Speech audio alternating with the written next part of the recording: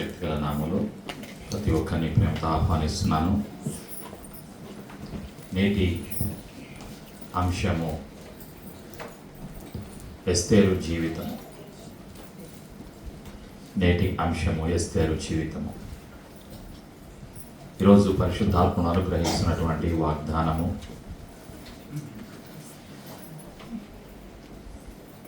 యెషయా గ్రంథము 54:17. Promise is found in the book of Isaiah chapter 54:17. యెషయా గ్రంథము 54:17. కలిసి నాతో చెప్పండి. నీకు విరోధముగా రూపింపబడిన ఏ ఆయుధమును వర్ధిల్లదు. న్యాయ విమర్శలో నీకు దోషారోపణ చేయు ప్రతి వానికి నీవు నేరస్థాపన చేసెదవు. యెహోవా యొక్క సేవకుల నీతి నా వలన కలుగుచున్నది. ఇది వారి స్వాస్థ్యము. ఇదే యెహోవా వాక్కు. ఆమేన్. పరిశుద్ధాత్ముడు గుర్తు చేస్తున్నటువంటి సత్యం. ప్రియమైనటువంటి సంఘమా, ఎస్తేరు జీవితం గురించి పరిశుద్ధ గ్రంథంలో, పాత నిబంధన గ్రంథంలో రాయబడి ఉన్నది. ఎస్తేరు జీవితము ద్వారా మన జీవితాల్లో పరిశుద్ధాత్ముడు బయలుపరిచేటువంటి సత్యాలను మనం జ్ఞాపకం చేసుకుందాం. ఎస్తేరు గ్రంథములో 10 అధ్యాయాలు ఉన్నాయి. ఈ 10 అధ్యాయాల్లో ఉన్నటువంటి సత్యాన్ని పరిశుద్ధాత్ముడు మనకి గుర్తు చేస్తూ ఉన్నాడు. ఇజ్రాయిలు అనేక ప్రాంతాలలో, అనేక సందర్భాలలో, అనేక దేశాలలో అనేక హింసలకు, బాధలకు గురయ్యారు. అయితే ప్రతినిత్యము కూడా దేవుడు తన యొక్క వాగ్దానాన్ని బట్టి, తన యొక్క సన్నిధిని బట్టి, తన ప్రేమను బట్టి ఇజ్రాయిలులను కాపాడుతూ, వారిని స్థిరపరుస్తూ, బలపరుస్తూ ఉన్నారు. ఈ యొక్క ఎస్తేరు జీవితాన్ని ద్వారా అనేక పాఠాలు పరిశుద్ధాత్ముడు నేర్పిస్తూ ఉన్నాడు. ఎస్తేరు యొక్క జీవితంలో జరిగినటువంటి అనేక సంఘటనలు ఉన్నాయి. కొన్ని విషయాలను, కొన్ని సంఘటనలను మనం జ్ఞాపకం చేసుకున్నాం ఈరోజు. ప్రేమైనటువంటి సంఘమా, పారసిక దేశములో అహష్వేరోషు అనేటువంటి ఒక రాజు పరిపాలన చేస్తూ ఉన్నాడు. ఆయన పరిపాలన చేసేటువంటి కాలంలో జరిగినటువంటి సంఘటనలు చాలా ఉన్నాయి. ప్రేమైనటువంటి సంఘమా, రాజు పరిపాలన చేస్తున్నటువంటి సమయంలో రాజు దాదాపుగా 180 రోజులు తను 127 సంస్థానాలకు అధిపతిగా, రాజులకు రాజుగా పరిపాలన చేస్తూ ఉన్నాడు. ఈ యొక్క 127 సంస్థానాలలో ఉన్నటువంటి అధిపతులను, అధికారులను పిలిచి వారికి దాదాపుగా 180 రోజులు తన దగ్గర ఉన్నటువంటి ఆ మహత్యాన్ని, అధికారాన్ని, ఐశ్వర్యాన్ని, ప్రభావమును, రాజ్యమును వారికి చూపించడానికి 180 రోజులు వారిని ఆహ్వానించడం జరిగింది. ఈ 180 రోజులు అయిపోయిన తర్వాత ప్రత్యేకంగా 7 రోజులు అధికారులకు, పాలకులకు, ఈ 127 సంస్థానాలలో ఉన్నటువంటి అధికారులను, పాలకులను పిలిచి వారికి 7 రోజులు ప్రత్యేకమైనటువంటి విందు ఏర్పాటు చేయడం జరిగింది. ఆ యొక్క విందులో వారికి కావలసినంత ఈ యొక్క ద్రాక్షరసము, మత్తు పానీయాలు వారికి అందించడం జరిగింది. ఎస్తేరు గ్రంథంలో 1వ అధ్యాయంలో మనం చూస్తాం.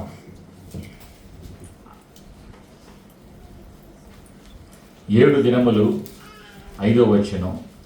ఆ దినములు గడిచిన తరువాత రాజు షూషను కోటలోనున్న అల్పులకేమి, ఘనులకేమి, జనులకందరికీ రాజు కోటలోని తోట ఆవరణములో 7 దినములు విందు చేయించాను. అక్కడ ధవళ ధృమ్ర వర్ణములు గల అవిసె నారతో చేయబడిన త్రాళ్లతో చలువరాతి స్తంభములను మీద ఉంచబడిన వెండి కమ్ములకు తగిలించిన తేలుపును, ఉదారంగును కలిపిన తెరలు వేలాడుచుండెను. మరియు ఎరుపు, తెలుపు, పసుపు, నలుపు అయిన చలువ రాళ్ళు పరచిన నేల మీద వెండి, బంగారం మయమైన జల తారుగల పరుపులుండెను. అచ్చట కూడిన వారికి వివిధమైన బంగారు పాత్రలతో పానమిచ్చుచు రాజు స్థితికి తగినట్టుగా రాజు ద్రాక్షారసమును దాసులు అధికముగా పోసిరి. ఆ విందు పానము ఆజ్ఞానుసారముగా జరుగుటను బట్టి ఎవరును బలవంతము చేయలేదు. ఎవడు కోరినట్టుగా వానికి పెట్టవలెనని తన కోట పనివారికి రాజు ఆజ్ఞ ఇచ్చి ఉండెను. ఈ విధంగా 7 రోజులు విందు జరిగింది. 7 రోజులు విందు అయిపోయిన తర్వాత రాజుగారికి ఒక ఆలోచన వచ్చింది. ఏమిటి అంటే,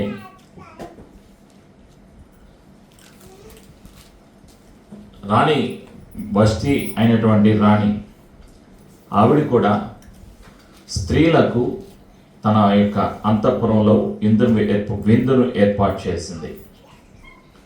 ఈ విందు అయిపోయిన తర్వాత రాజుగారు ఒక ఆలోచన వచ్చింది. ఏమిటి అంటే ఆలోచన, 7వ దినమందు రాజు ద్రాక్షారసము త్రాగి సంతోషముగానున్నప్పుడు కుడి వచ్చిన జనమునకును అధిపతులకును రాణి అయిన వష్టి యొక్క సౌందర్యమును కనపరచవలెనని రాజ కిరీటము ధరించుకొనిన ఆమెను తన సన్నిధికి పిలుచుకొని వచ్చినట్లు రాజైన అహష్వేరోషు ఎదుట ఉపచారము చేయు మెహూమాను, జిప్తా, హొర్బానా, బిక్తా, అబక్తా, కేజారు, కర్కను అను 7 నపుంసకులకు ఆజ్ఞాపించాను.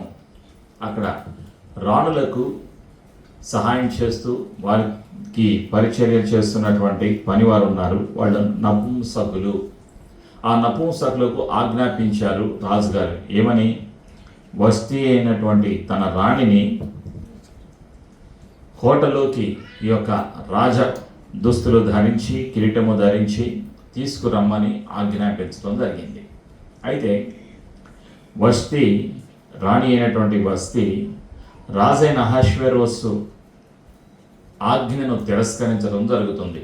నేను రాను అని, ఆ అంతఃపురంలో ఆ యొక్క విందుకు రాను అని తన యొక్క సమాచారాన్ని తెలియచేస్తుంది. అప్పుడు రాజుగారికి చాలా కోపం వస్తుంది. తన ఆజ్ఞని ఎవరైనా మీరితే తనకు చాలా కోపం వస్తుంది. అతని సన్నిధి ఉండి నా రాజు ముఖము చూచుచు రాజ్యమందు ప్రథమ పీఠముల మీద కూర్చుండి పారసికుల యొక్కయు మాదీయుల యొక్కయు 7 ప్రధానులు ఎవరనగా అక్కడ చాలామంది ఉన్నారు ప్రధానులు. అయితే రాజుగారు సెలవిచ్చారు. ఏమని సెలవిచ్చారంటే, ఇప్పుడు ఏం చేయాలి, ఇప్పుడు రాణి మాట వినటం లేదు, ఇప్పుడు ఏం చేయాలి అని అన్నప్పుడు వాళ్ళు ఒక సలహా ఇస్తారు. 17వ వచనంలో, మొదటి అధ్యాయం 17వ వచనంలో, ఏలైనగా రాజైన అహష్వేరోషు తన రాణి అయిన వష్టిని తన సన్నిధికి పిలుచుకొని రావాలని ఆజ్ఞాపింపగా ఆమె రాలేదను సంగతి బయలుపడగానే స్త్రీలందరూ దాన్ని విని ముఖము ఎదుటనే తమ పురుషులను తిరస్కారము చేయుదురు. పురుషులు ఈ వర్తమానం, ఈ సమాచారం అందిన వెంటనే వాళ్ళందరూ కూడా పురుషుని యొక్క అధికారాన్ని తిరస్కరిస్తారు, పురుషులను తిరస్కారం చేస్తారు. కాబట్టి మీరు ఒక నిర్ణయం తీసుకోవాలి అని అక్కడ ఉన్నటువంటి సలహాదారులు రాజుగారికి సలహా ఇస్తారు. ఏమిటి వాళ్ళు ఇచ్చినటువంటి సలహాని ఆలోచన చేస్తే వాళ్ళు ఏమంటారంటే, వష్టిని రాణిగా ఆ స్థానము నుండి, ఆ అధికారం నుండి, ఆ పదవి నుండి తొలగించాలి అని వాళ్ళు తెలియచేస్తారు. ఇంకెప్పుడు కూడా రాణి రాజుగారిని కలుసుకోకుండా ఆజ్ఞను ఇవ్వమని వాళ్ళు సెలవిస్తారు. ఆ విధంగా వష్టి రాణి యొక్క స్థానాన్ని కోల్పోతుంది, అధికారాన్ని కోల్పోతుంది, ఇక రాజు దగ్గరికి వచ్చేటువంటి అవకాశాన్ని కోల్పోతుంది. ఆ తర్వాత ఈ సలహాదారులు చెప్పినటువంటి మరొక సలహా ఏమిటి అంటే, ఈ యొక్క 27 సంస్థానాలకు మీ యొక్క రాజముద్ర కలిగినటువంటి ఉంగరముతోటి పత్రాలు పంపించండి, చేతి వ్రాతతో మీరు పత్రాలు పంపించండి. వష్టి కంటే యోగ్యురాలిని రాణిగా తాము నియమించాలి అని వారు సలహా ఇస్తారు.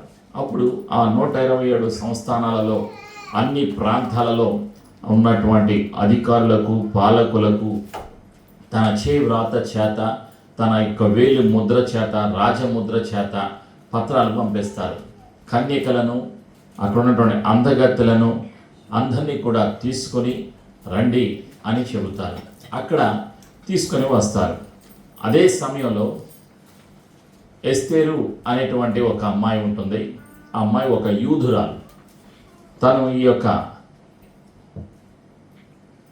పారసిక దేశంలోకి తీసుకురాబడింది. తన యొక్క పితరులు, తన తండ్రి తల్లిదండ్రులు చనిపోయిన తర్వాత తన యొక్క పినతండ్రి ఆమెను పెంచుకుంటూ ఉన్నాడు. తనని ఇక్కడ తీసుకొని రావడం జరిగింది. వీళ్ళంతా ఇక్కడ ఉన్నారు, ఈ పారసిక దేశంలో ఉన్నారు. అప్పుడు ఈ యొక్క ఎస్తేర్ని కూడా వాళ్ళు తీసుకొని అంతఃపురంలోకి తీసుకొని వెళ్ళడం జరుగుతుంది. అప్పుడు వాళ్ళందరికీ కూడా ఒక 6 నెలలు సుగంధ ద్రవ్యాలతో వారిని సిద్ధపరచడం జరుగుతుంది. మరొక 6 నెలలు వారిని అనేక రకాలుగా వారిని సిద్ధపరచడం, రాజుకి దగ్గరకు వెళ్ళటానికి కావలసినటువంటి దుస్తులను, కావలసినటువంటి అలంకరణను, ఏ విధంగా రాజుతో మాట్లాడాలి, ఏ విధంగా రాజు దగ్గర నిలబడాలి, ఏ విధంగా రాజుతో కలిసి మాట్లాడాలి, అనేక విషయాలను నపుంసకులు ఆ బాధ్యతలు స్వీకరించి వాళ్ళను తయారు చేయడం జరుగుతుంది.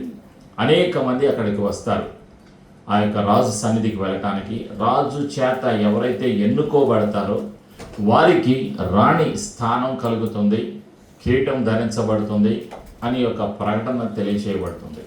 అయితే ఎస్తేరు అక్కడికి వెళ్ళబోయే ముందుగానే వాళ్ళ యొక్క మేనమామ ఉన్నాడు. ఆయన ఈ యొక్క ఎస్తేరును పెంచుకున్నాడు. ఈ యొక్క మొర్దెకై ఏం చెప్పాడు అంటే, నీ యొక్క వంశాన్ని, నీ యొక్క జాతిని, నీ యొక్క కుటుంబాన్ని, నీవు ఎవరు, ఎక్కడి నుంచి వచ్చావు అనేటువంటి విషయాలను ఎవ్వరికీ చెప్పవద్దు అని ఆజ్ఞాపిస్తాడు ఎస్తేరుకి. తన యొక్క మేనమామ చెప్పిన రీతిగానే ఆవిడ వింటుంది.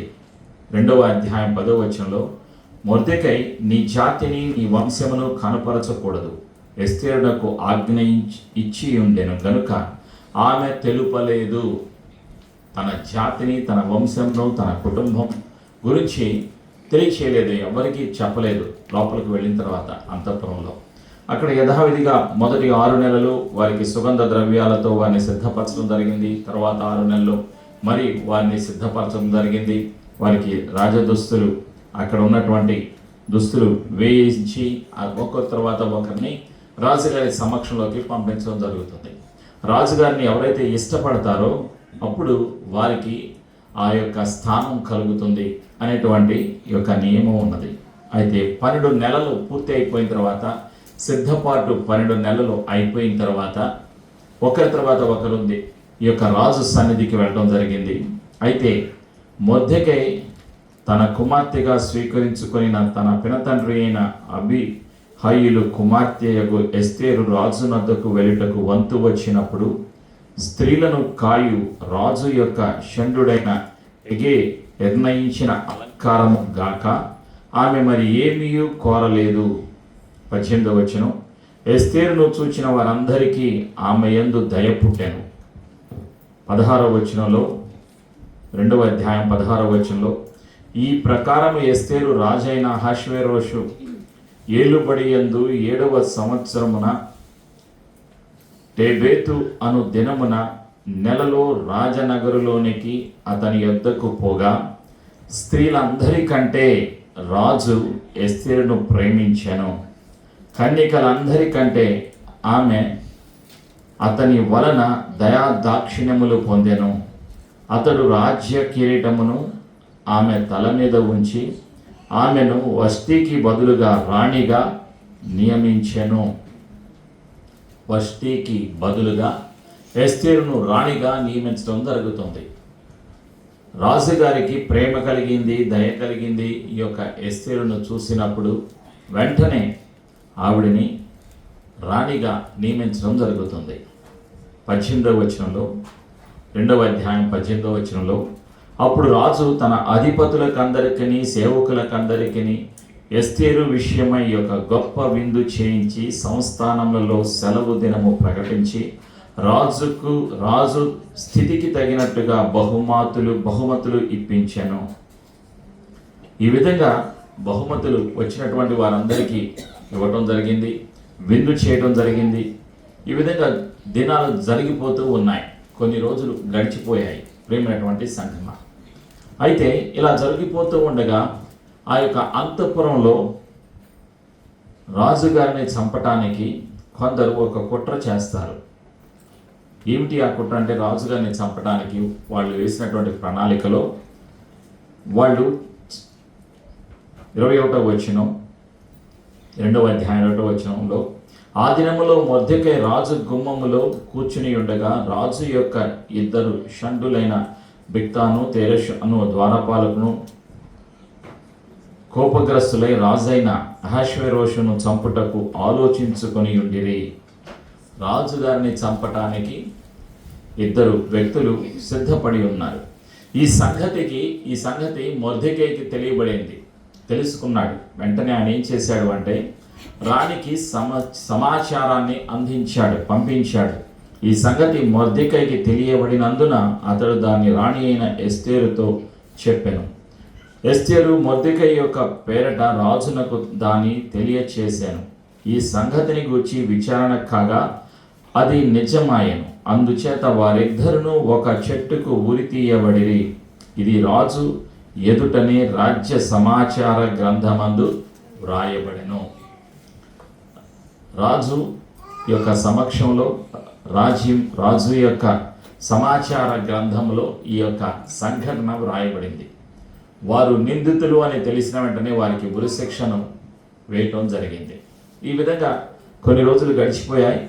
ఆ తర్వాత ఒకరోజు రాజుగారు తన ప్రక్కన ఉన్నటువంటి అధికారులను పిలిచి, రాజు ఎవరైనా గౌరవించాలి, సన్మానించాలి అంటే ఏమి చేయాలి అని అడుగుతాడు. అక్కడ హామాను ఉన్నాడు. రాజుగారు తర్వాత హామాను 2వ వ్యక్తిగా అక్కడ కొనసాగుతూ ఉన్నాడు. ఈ వ్యక్తి ఏమని అనుకున్నాడు అంటే, 6వ అధ్యాయంలో 9వ వచనంలో మనం చూస్తాం.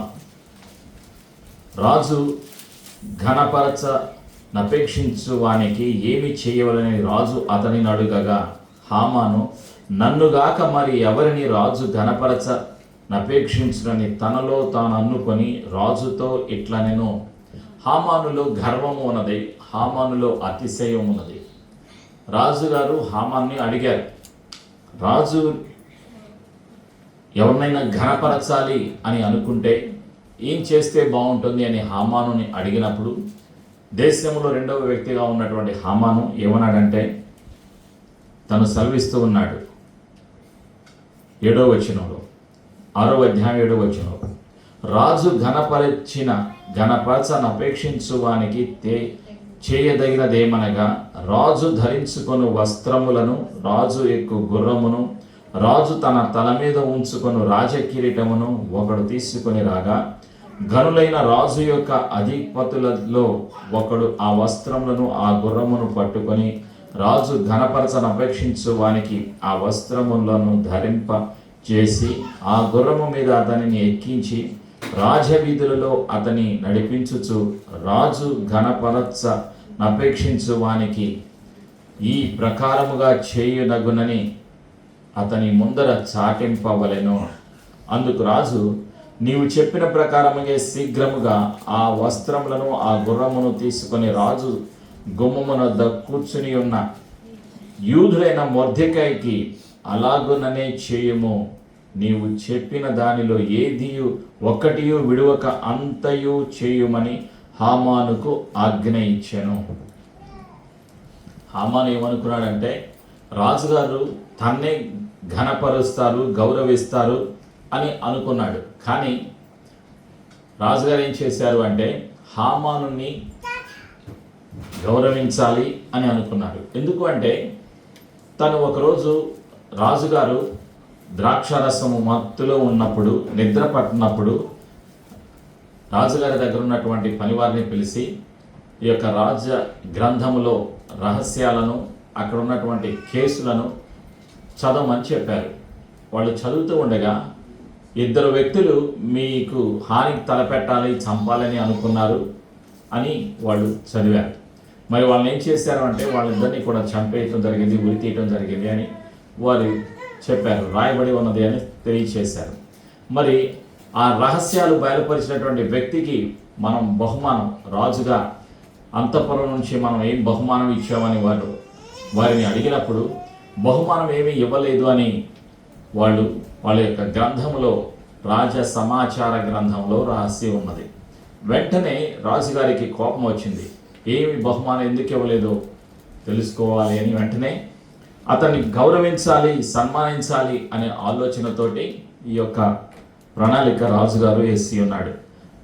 ప్రియమైనటువంటి సంఘమా, ఆ విధంగా మొర్దెకైని సన్మానించడం, రాజదుస్తులు ధరింపచేయటం, గుర్రము మీద తన్ని ఎక్కించి రాజకిరీటం ధరింపచేసి వీధులలో అతన్ని తీసుకుని వెళ్ళటం, ఎవరినైతే రాజుగారు సన్మానించాలనుకుంటున్నారో వారికి ఈ విధంగా సన్మానించడం జరుగుతుంది అని ప్రకటన చేయటం, ఆ యొక్క అంతఃపురంలో, ఆ యొక్క రాజ్యములో, వీధులలో మొర్దెకైని సన్మానించి గౌరవించి ఆ విధంగా చేయటం అన్నది జరుగుతుంది.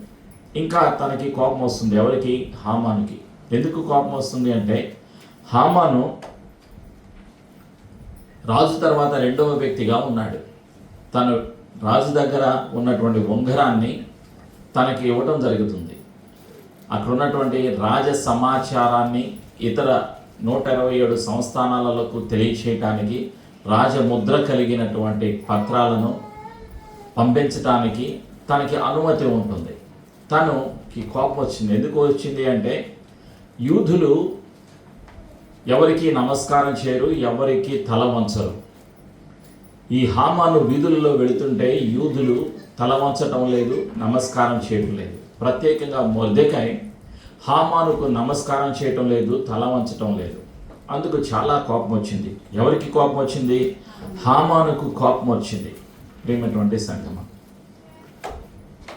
హామానుకి కోపం వచ్చి ఏం చేశాడు అంటే, హామాను యూదులందరినీ కూడా చంపటానికి ఒక ప్రణాళిక, ఒక రోజు నిర్ణయం తీసుకుని రాజుగారి దగ్గరికి వెళ్ళి చెప్తూ ఉన్నాడు. రాజా, మన రాజ్యంలో మీకు హాని తలపెట్టడానికి, మీకు వ్యతిరేకంగా పనులు చేయటానికి, ఈ యొక్క సుంకము ఇవ్వకుండా ఉండటానికి ఒక జాతి తిరుగుబాటు చేయబోతూ ఉన్నారు.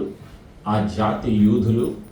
వారిని, వారి పిల్లలను, వారి భార్యలను, వారి కుటుంబాలను అంతము చేస్తే అప్పుడు దేశానికి క్షేమము కలుగుతుంది అని తను ఒక సలహా ఇస్తాడు.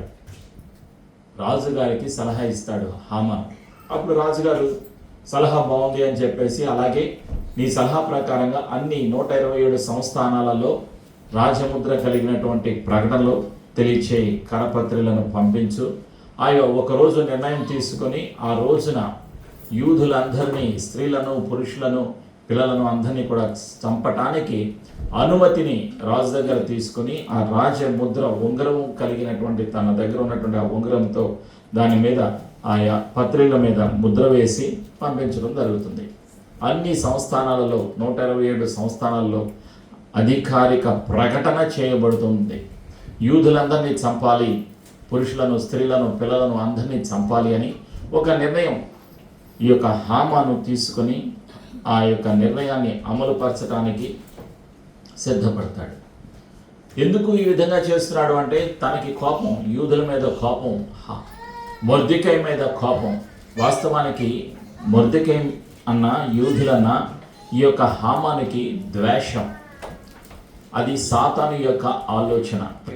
సంఘం ఎస్తేరు గ్రంథం 3వ అధ్యాయంలో మనం చూస్తాం. 11వ వచనంలో, ఆ వెండి నీకియబడి ఉన్నది, నీ దృష్టికి ఏది అనుకూలమో అది నీ జనులకు చేయునట్లుగా వారును నీకు అప్పగింపబడి ఉన్నారని రాజు సెలవిచ్చాను. ఈ మాటను యూదులకు, ఈ హామాను యూదులకు శత్రువు. హామాను ఎవరు? యూదులకు శత్రువు. ప్రియమైనటువంటి సంఘమ, హామానులో ఉన్నటువంటి స్వభావం, లక్షణాలు, సాతాను యొక్క ఆలోచన, సాతాను యొక్క ప్రణాళిక. చంపాలి, నాశనం చేయాలి, యూదులని చంపాలి, నాశనం చేయాలి అనేటువంటి ఆలోచన హామానుకి ఎలా కలిగింది? ఈ యొక్క సాతాను ద్వారా, సాతాను యొక్క స్వభావం ఈ యొక్క హామానులో ఉన్నది. అందువలన యూదులందరినీ కూడా చంపాలి అనేటువంటి ఒక నిర్ణయం తీసుకున్నాడు. తనలో ఉన్న గర్వాన్ని బట్టి, అధికారాన్ని బట్టి, తను రాజు అనుమతించినటువంటి యొక్క అధికారాన్ని బట్టి రాజుగారు అంగీకరించారు. తన సలహాను అంగీకరించడం జరిగింది. అందుకు కావలసిన వెండిని తనకి ఇవ్వటం జరిగింది. అన్ని ప్రాంతాలలో సమాచారాన్ని అందించడానికి సైనికులను పంపించడం జరిగింది. ఈ విధంగా చేయడం జరిగింది. ఈ అన్ని సంస్థానాలలో ఉన్నటువంటి యూదులకు ఆ యొక్క పత్రికను, సమాచార పత్రికను వాళ్ళు చూసిన వెంటనే, చదివిన వెంటనే వాళ్ళకు బాధ కలిగింది. తర్వాత మొర్దెకైకి కూడా బాధ కలిగింది. మొర్దెకై ఏం చేశాడు అంటే యూదులందరికీ తెలియచేశాడు, మీరందరూ కూడా యూదులు ఏం చేస్తారు అంటే దేవుని యొక్క చిత్తాన్ని, దేవుని యొక్క ప్రణాళికను, దేవుని యొక్క ఆలోచనను తెలుసుకోవడానికి వాళ్ళు ఉపవాసం ఉంటారు. వీధులలో గోనె పట్టలు ధరించి బూడిద వాళ్ళ మీద జల్లుకొని వాళ్ళు రోదన చేస్తారు. తండ్రి సన్నిధికి వాళ్ళు వీధులలో తిరుగుతూ వాళ్ళు ఉపవాసం ఉండి రోదన చేస్తారు, అంటే ప్రార్థనలు చేస్తూ ఉంటారు. ఈ విధంగా యూదులు అన్ని ప్రాంతాల్లో వాళ్ళు ప్రార్థన చేస్తూ ఉన్నారు. వీధులలో వాళ్ళు గోనె పట్టలు కట్టుకొని బూడిద చల్లుకొని రోదన చేస్తూ ఉన్నారు. ఈ యొక్క రాజగుమ్మము దగ్గర ఈ యొక్క ఎస్తేరు రాణి ఈ యొక్క అంతఃపురం బయట కూడా ఈ విధంగా చేస్తూ ఉన్నారు.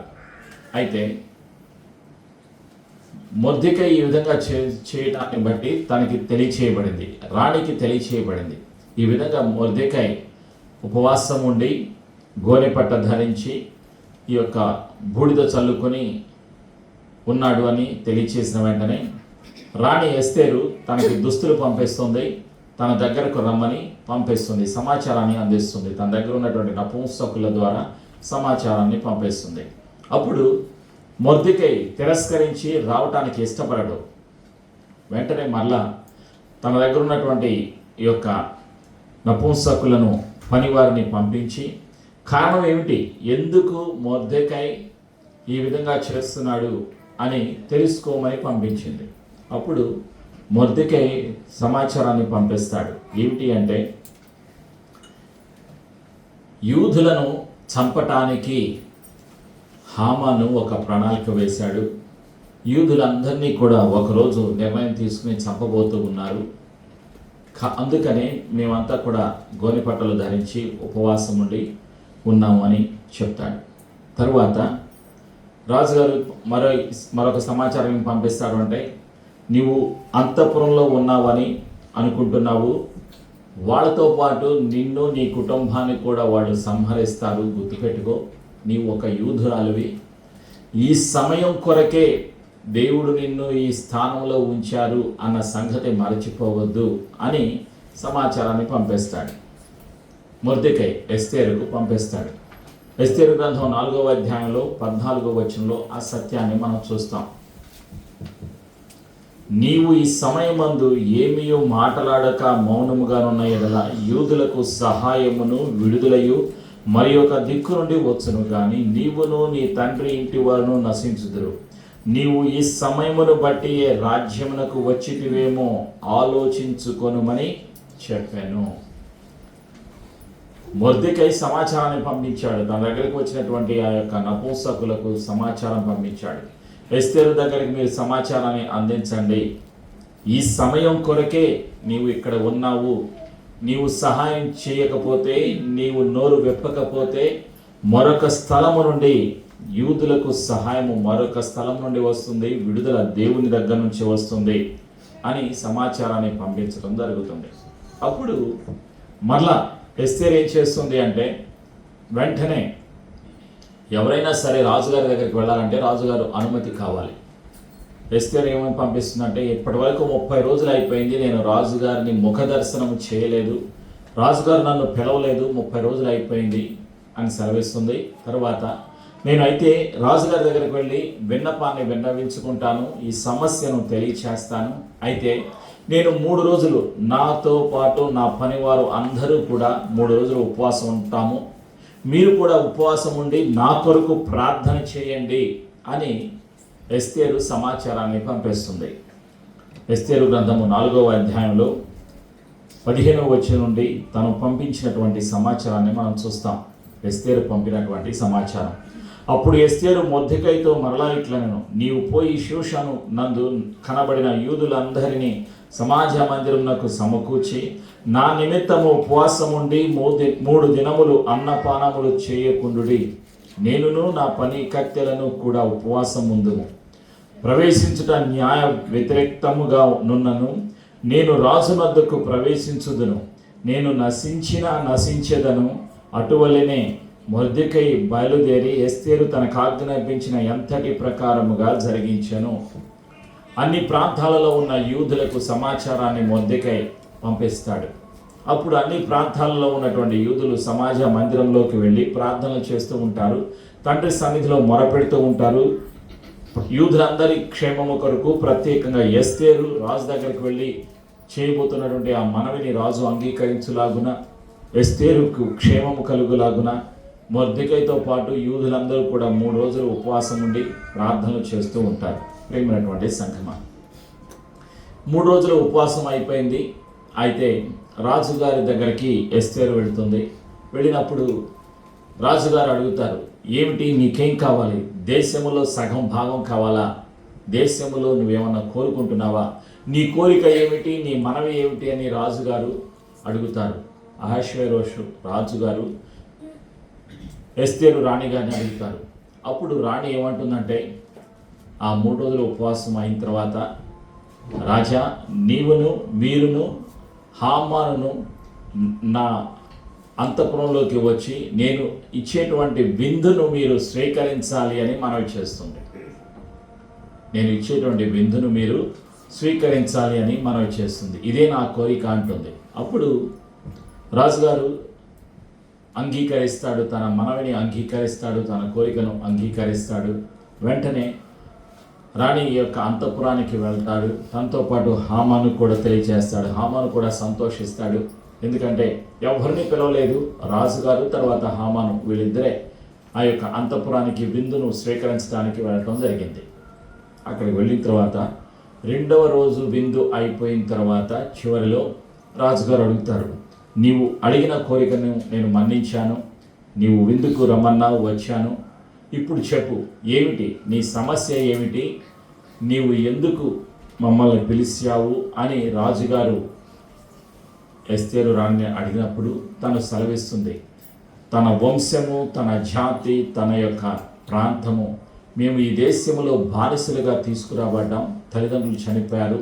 నన్ను పెంచినటువంటి పినతండ్రి ఉన్నాడు, ఆయనే మొర్దెకై. అతను ద్వారా నేను ఇక్కడికి రావటం జరిగింది. మీరు నన్ను అంగీకరించారు, ఇక్కడ ప్రేమించారు, దయచూపారు, ఈ యొక్క స్థానాన్ని ఇచ్చారు. అయితే నా ప్రజలైనటువంటి యూదులను చంపటానికి ఈ యొక్క హామాను ఒక కుట్ర పన్ని ఉన్నాడు. ఒక రోజున అందరినీ చంపివేయటానికి అనుమతి కలిగినటువంటి వ్రాతపూర్వకమైనటువంటి పత్రాన్ని, మీ యొక్క అధికార ముద్రను, ఉంగరాన్ని తను అక్కడ ముద్రించి పంపించాడు అన్ని ప్రాంతాలలో. ఒక రోజు రాబోతుంది. ఆ రోజున 13వ తారీఖున వాళ్ళనందరినీ కూడా సంహరించటానికి వాళ్ళంతా సిద్ధముగా ఉన్నారు అని ఎస్తేరు రాణి రాజుగారికి తెలియచేస్తుంది. అప్పుడు రాజుగారికి బాధ కలుగుతుంది.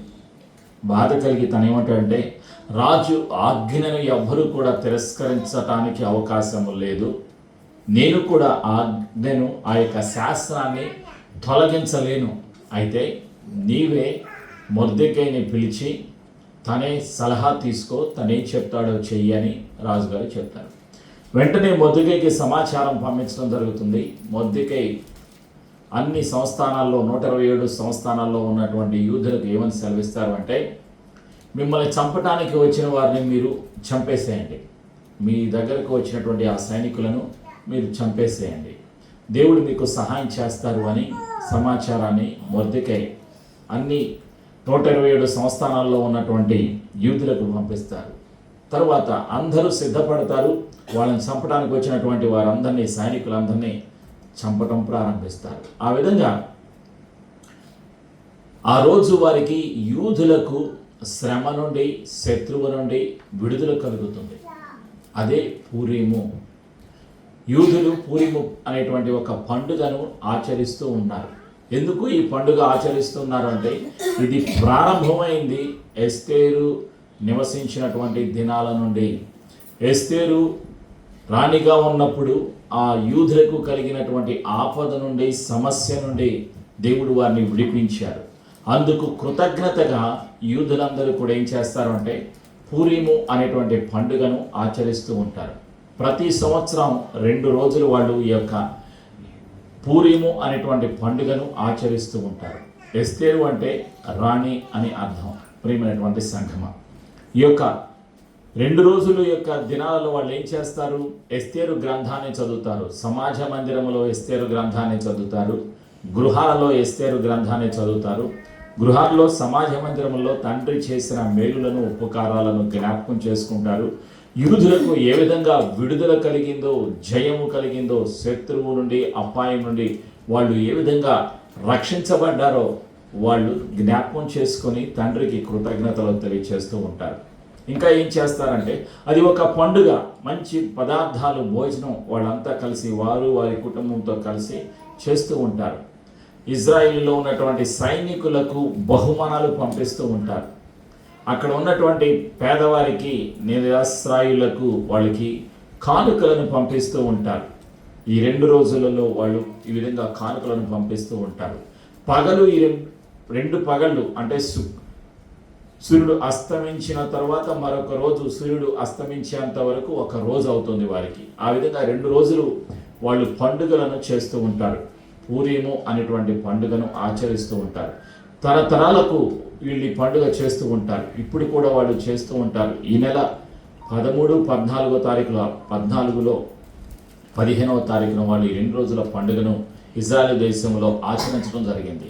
తరతరాలకు వాళ్ళు వాళ్ళ పిల్లలకు గడిచిన కాలంలో దేవుడు చేసిన మేలులను జ్ఞాపకం చేసుకుంటూ కృతజ్ఞతలు తెలియచేస్తూ వాళ్ళు ఆరాధన చేస్తూ విందులో సంతోషిస్తూ ఉంటారు. ప్రియమైనటువంటి సంగమా, ఇది పూరీము యొక్క పండుగ. ఈ విధంగా వాళ్ళు పండుగను ఆచరిస్తూ ఉంటారు. ఇజ్రాయేలులందరూ కూడా ఈ యొక్క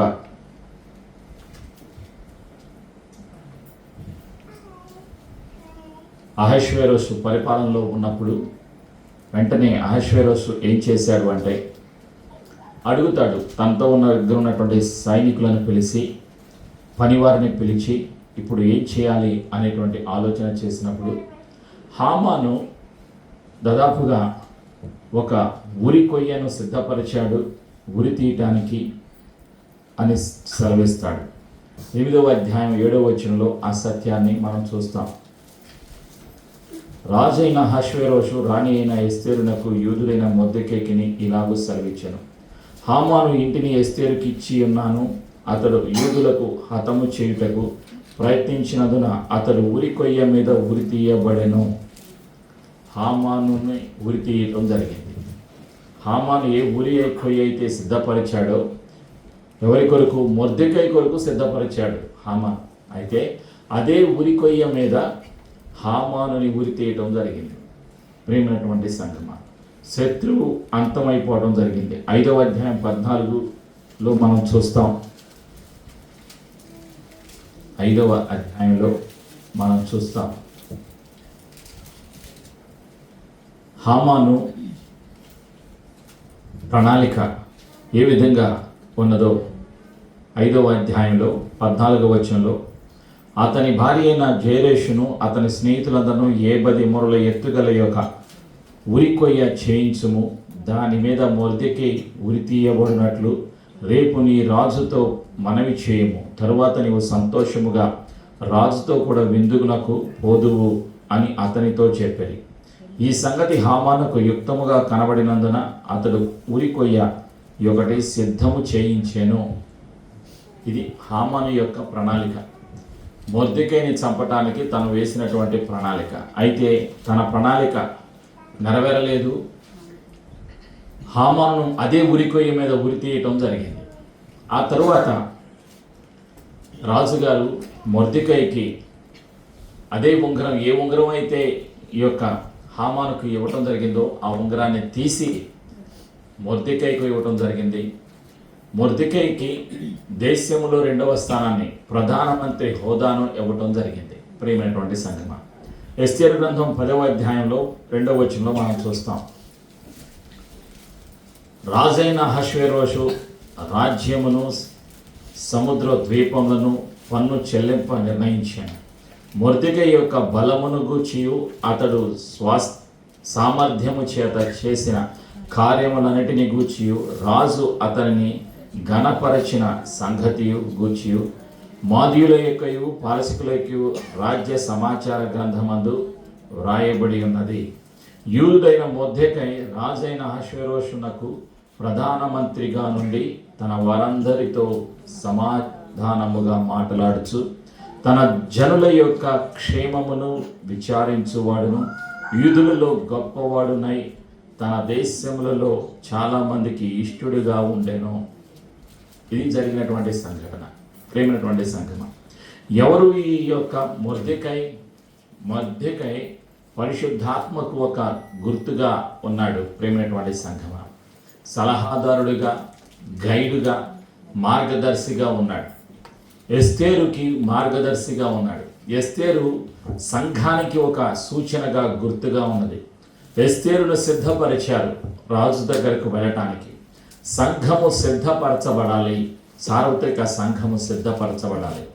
రాజులకు రాజుగా, ప్రభువులకు ప్రభుగా రెండవసారి ప్రభు అయినటువంటి యేసుక్రీస్తు రాబోతూ ఉన్నారు. యేసు ప్రభు రాబోయే ముందుగా సార్వత్రిక సంఘము సిద్ధపడాలి. యేసు ప్రభుని కలుసుకోవటానికి, నిరంతరము యేసు ప్రభుతో కలిసి, తండ్రితో కలిసి జీవించటానికి సిద్ధపడాలి అని పరిశుద్ధాత్ముడు గుర్తు చేస్తూ ఉన్నాడు. ప్రేమైనటువంటి సంఘమా, ఎస్తేరు జీవితంలో ఉన్నటువంటి ప్రత్యేకతలు, ఆవిడ మొర్దెకై చెప్పిన మాటను విన్నది. ప్రారంభములో విన్నది, చివరిలో విన్నది, మధ్యలో విన్నది. ఆవిడ మాట విన్నది, మాటకు విధేయత చూపించింది. ఒక సమస్య వచ్చినప్పుడు ఆ సమస్య నుండి ఏ విధంగా బయటకు రావాలో తను తెలియచేస్తుంది. 3 రోజులు ఉపవాసం ఉన్నది. ఆ 3 రోజుల్లో కూడా రాజు సన్నిధికి వెళ్ళటానికి సిద్ధపడింది. నేను నశించినా నశించిపోతాను అంటే త్యాగం చేయటానికి సిద్ధపడింది, ప్రార్థన చేయటానికి సిద్ధపడింది, ఉపవాసం ఉండటానికి సిద్ధపడింది. ఈరోజు సంఘానికి పరిశుద్ధాత్ముడు తెలియచేస్తూ ఉన్నాడు. ఏమిటి అంటే, ఒక సమస్య వచ్చినప్పుడు సమస్య పైన జయము కలగాలి అంటే, సమస్యలలో ఎదుర్కొంటున్నటువంటి సమస్యల పైన జయము కలగాలి అంటే దేవుని సన్నిధికి వెళ్ళి దేవుని యొక్క ప్రణాళికను తెలుసుకోవాలి. ఎస్తేరు ఏం చేసింది? ఉపవాసం ఉన్నది, తన యొక్క సమస్యను తెలియచేసింది, దేవుని యొక్క సన్నిధికి వెళ్ళింది, రాజు సన్నిధికి వెళ్ళింది. ప్రేమైనటువంటి సంఘమ, సలహాదారుడు ఎవరు? పరిశుద్ధాత్ముడు. మొర్దెకై సలహా ఇచ్చాడు. ప్రేమైనటువంటి సంఘమ, ఇలా చెయ్యి, ఇలా చెయ్యి అని సెలవిచ్చాడు. మొర్దెకై చెప్పిన ప్రకారంగా తను రాజు సన్నిధికి వెళ్ళింది. ఈరోజు సంఘము కూడా రాజు దగ్గరికి వెళ్ళాలి. ఎవరా రాజు? ప్రభు అయినటువంటి యేసుక్రీస్తు వారు. యేసు ప్రభు దగ్గరికి వెళ్ళటానికి పరిశుద్ధాత్ముడు సహాయం దయచేస్తాడు. ప్రియమైనటువంటి సంఘమ, ఎందుకు సహాయం దయచేస్తాడు? ప్రభు యేసుక్రీస్తు రూపములో క్రీస్తు యేసు మనస్సు కలిగి యేసు ప్రభుని మధ్యాకాశంలో కలవాలి కాబట్టి అందుకు సహాయకుడిగా, ఒక గైడుగా, ఒక మార్గదర్శిగా నిత్యము పరిశుద్ధాత్ముడు ఉన్నాడు. నిత్యము నడిపించడానికి ఆయన సిద్ధముగా ఉన్నాడు. సంఘమును, విశ్వాసిని నడిపించడానికి సిద్ధముగా ఉన్నాడు. సమస్యలు వచ్చినప్పుడు, ఎదురైనప్పుడు నిరుత్సాహపడకుండా, దిగులు పడకుండా, అధైర్యపడకుండా ఆ సమస్య నుండి బయటికి రావటానికి, కుటుంబ సమస్య నుండి, పిల్లల భవిష్యత్తు నుండి, ప్రతి విషయంలో కూడా ఆ సమస్య నుండి బయటికి రావటానికి చేయవలసినటువంటిది ఏమిటి అంటే, దేవుని మార్గాలు తెలుసుకోవటానికి, దేవుని ప్రణాళికలు తెలుసుకోవటానికి, దేవుని చిత్తాన్ని తెలుసుకోవటానికి ప్రార్థన చేయాలి. ప్రార్థన, ఉపవాసముతో కూడినటువంటి ప్రార్థన మార్గాలు తెలుస్తుంది. ఎస్తేరు రాజు దగ్గరికి వెళ్ళిన తర్వాత ప్రేమించబడింది. ప్రేమైనటువంటి సంఘమ, ఆ సత్యాన్ని మనం చూస్తున్నాం. ఎస్తేరు గ్రంథములో 2వ అధ్యాయంలో మనం చూస్తున్నాం. ఏంటి మనం చూస్తుంది? 17వ వచనంలో, స్త్రీలందరికంటే రాజు ఎస్తేరును ప్రేమించాను. రాజు ప్రేమించాడు. ఎవరిని? ఎస్తేరును ప్రేమించాడు. సంఘమును ప్రేమిస్తున్నారు ప్రభు అయినటువంటి యేసుక్రీస్తు వారు. ప్రార్థన చేసేటువంటి ప్రతి ఒక్కరిని ప్రేమిస్తున్నారు. విశ్వాసం ఉంచేటువంటి ప్రతి ఒక్కరిని ప్రేమిస్తున్నారు. సిద్ధపడిన ప్రతి ఒక్కరిని ప్రేమిస్తున్నారు. రాజు దగ్గరికి రావాలని ఆశపడే, యేసయ్య సన్నిధికి రావాలి అనే, తండ్రి సన్నిధికి రావాలి అనే ఆశపడే ప్రతి ఒక్కరిని కూడా తండ్రి ప్రేమిస్తూ ఉన్నారు. యేసయ్య ప్రేమిస్తూ ఉన్నారు. ఎస్తేరును రాజు ప్రేమించాడు. కన్యకలందరికంటే ఆమె అతని వలన దయా దాక్షిణ్యములు పొందెను. దేవుని కనికరము, దేవుని కరుణ, దేవుని ప్రేమ చేత ఆకర్షించబడింది. సంఘము ఆకర్షించబడాలి, దేవుని చేత ఆకర్షించబడాలి. మనుషుల చేత కాదు, దేవుని చేత ఆకర్షించబడాలి. యేసయ్య చేత ఆకర్షించబడాలి, పరిశుద్ధాత్మ చేత ఆకర్షించబడాలి. ప్రేమైనటువంటి సంఘమా, ఎవరు దేవునికి ఆకర్షింపబడే స్థితిలో ఉన్నారు, ఎవరు దేవుని చేత ఆకర్షించబడే స్థితికి ఉన్నారు అని మనలో మనం ఆలోచన చేస్తే, ఎస్తేరు వలె సిద్ధపడినప్పుడు ప్రేమించబడటానికి, ఆకర్షించబడటానికి మార్గాలు తెరవబడతాయి. ప్రియమైనటువంటి సంఘమా, అదే పరిశుద్ధాత్ముడు ఈరోజు మనకి తెలియచేస్తూ ఉన్నాడు. యూదులకు విడుదల కలిగింది, శత్రువు నుండి విడుదల కలిగింది, సమస్య నుండి విడుదల కలిగింది. ప్రతి విశ్వాసి జీవితంలో ఎదురయ్యేటువంటి ప్రతి సమస్య నుండి విడుదల కలుగుతుంది, ప్రతి నిత్యము క్షేమము కలుగుతుంది. ఈ లోకములో సమస్యలు ఉంటాయి, కుటుంబాలలో సమస్యలు ఉంటాయి, శరీరంలో బలహీనతలు ఉంటాయి. ఈ శరీరము ఉన్నంత వరకు ఈ శరీరానుసారమైనటువంటి సమస్యలు, ఈ లోకానుసారమైనటువంటి సమస్యలు ఉంటాయి. ఈ సమస్యల నుండి విడుదల ఈ శరీరాన్ని వదిలిపెట్టిన తర్వాత, యేసయ్యను కలుసుకున్న తర్వాత ఈ సమస్యలకు అంతం జరుగుతుంది. అంతవరకు సహాయం చేయటానికి యేసయ్య కృప ఉంటుంది, పరిశుద్ధాత్ముడు సహాయం దయచేస్తూ ఉంటాడు. సమస్యలలో కృంగిపోకుండా మనం చేయవలసిందల్లా తండ్రి సన్నిధికి రావాలి, ప్రార్థన చేయాలి, తండ్రి మార్గాలను తెలుసుకోవటానికి మనం సిద్ధపడాలి అని పరిశుద్ధాత్ముడు తెలియచేస్తూ ఉన్నాడు. ప్రేమటువంటి సంఘమా, మొర్దెకై హెచ్చించబడ్డాడు, ఉన్నతమైన స్థితికి వెళ్ళాడు, అధికారము పొందుకున్నాడు, రాజు ఇచ్చేటువంటి బహుమానాన్ని పొందుకున్నాడు. విశ్వాసులు రాజు ఇచ్చేటువంటి బహుమానాలు పొందుకోవాలి. యేసు ప్రభువు వారు రెండవసారి వచ్చినప్పుడు బహుమానాలు ఇవ్వటానికి వస్తూ ఉన్నారు. మొదటిసారి వచ్చారు, మనుషులందరి కొరకు శిలువలో మరణించి సమాధి చేయబడి తిరిగి లేచిన సజీవుడు. తండ్రి ప్రేమను చూపించారు. ప్రభువైన యేసు తన తండ్రి చిత్తాన్ని జరిగించారు, తన సర్వమును శిలువలో అప్పగించారు. మానవుల యొక్క జీవితాలను అంతము నుండి, నరకము నుండి, శిక్ష నుండి తప్పించారు ప్రభువైనటువంటి యేసుక్రీస్తు వారు. యేసయ్య కృప మన మీద ఇంకా ఉన్నది, ఇంకా మనం నశించిపోలేదు. యూదులు నశించిపోరు. ప్రేమైనటువంటి సంఘమా, కారణం ఏమిటి? తండ్రి ప్రణాళిక ఉన్నది, తండ్రి చిత్తము ఉన్నది. నీకు విరోధముగా రూపింపబడే ఈ ఆయుధమును వర్ధిల్లదు. వాగ్దానము ఉన్నది, ప్రవచనాలు ఉన్నాయి. వాళ్ళు స్థిరపరచబడతారు, వాళ్ళు బలపరచబడతారు. దేవుని యొక్క రాజ్యానికి వాళ్ళు వారసులుగా రావాలి, ఉండాలి అన్నది భవిష్యత్తులో ప్రవచనాలు అనేకం ఉన్నాయి. యూదులు రక్షించబడతారు. ప్రేమైనటువంటి సంఘమా, విశ్వాసులు సిద్ధపడాలి. తండ్రి ప్రణాళిక కొరకు, తండ్రి చిత్తము కొరకు, తండ్రి ఆలోచన మన జీవితాల్లో జరుగులాగా మనము సిద్ధపడాలి. మనము కూడా ఉపవాసం ఉండాలి, ప్రార్థనలు చేయాలి అని పరిశుద్ధాత్ముడు కోరుకుంటున్నాడు. యూదులు ఈరోజు కూడా పూరిము పండుగను నిర్వహిస్తూ ఉన్నారు. మనం చేయవలసినటువంటి పండుగ ఏమిటి అంటే పునరుత్థానపు పండుగ. యేసు పునరుత్థానుడు, యేసు సజీవుడు, తిరిగి లేచినటువంటి మృత్యుంజయుడు. పునరుత్థానపు పండుగ ప్రతిరోజు మనకి పునరుత్థానపు పండుగే. ప్రతిరోజు ప్రతి ఆరాధనలో యేసయ్య ముఖ దర్శనాన్ని, యేసయ్య సన్నిధిని మనం అనుభవించాలి.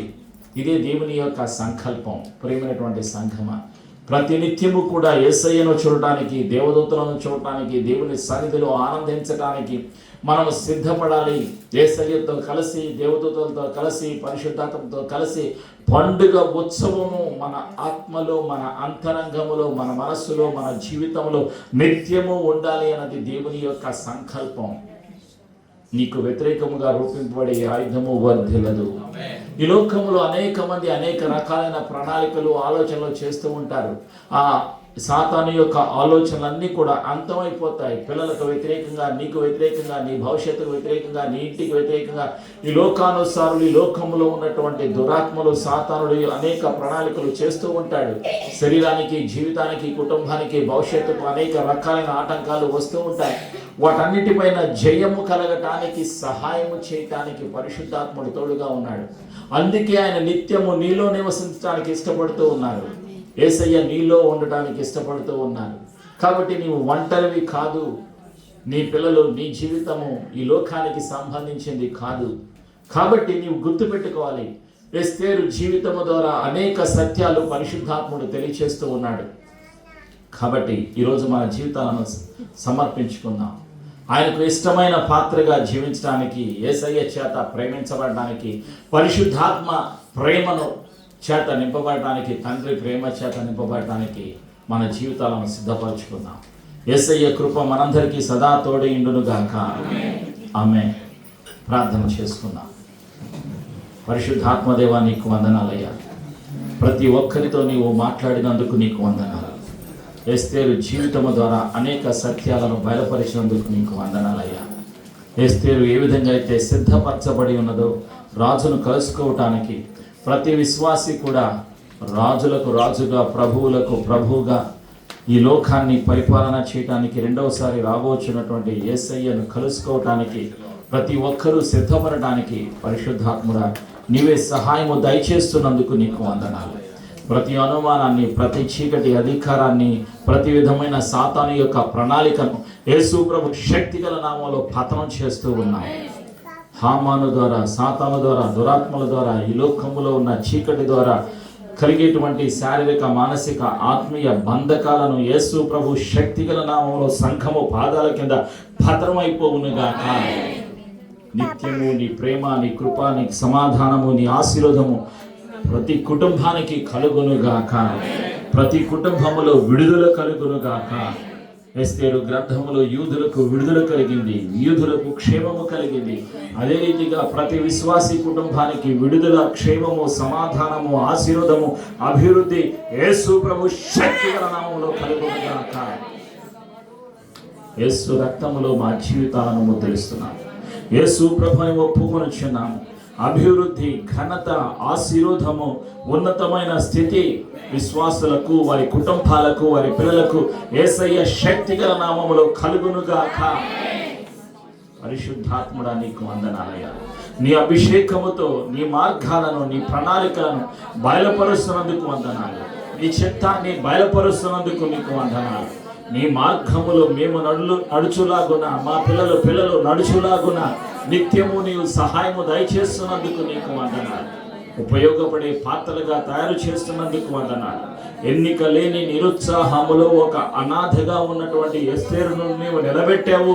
ఉన్నతమైన స్థితికి తీసుకొని వెళ్ళావు. రాణిగా చేశావు. ప్రజలకు ఆశ్చర్యాన్ని కలుగజేశావు. యూదులకు ఆశ్చర్యాన్ని కలుగజేశావు. సర్వశక్తిమంతుడవు యేసయ్య. ఆశ్చర్యకరుడవు నీవే. అద్భుతాలు చేసే దేవుడవు నీవే.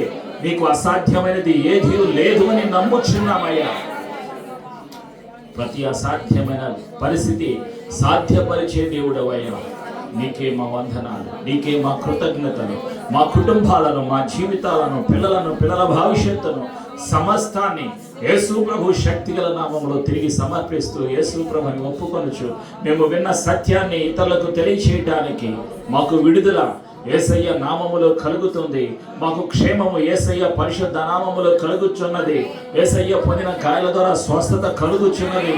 పరిశుద్ధాత్ముడు నిత్యము మాకు సహాయకునిగా ఉన్నారు అని నమ్ముచు కృతజ్ఞతలు యేసు ప్రభు నామములో చెల్లిస్తూ యేసు ప్రభు శక్తిగల నామములో ప్రార్థించి ఆశీర్వాదాన్ని, అభిషేకాన్ని, నీ సన్నిధిని యేసు ప్రభు నామములో పొందుకొనుచున్నాము తండ్రి. ఆమేన్. మన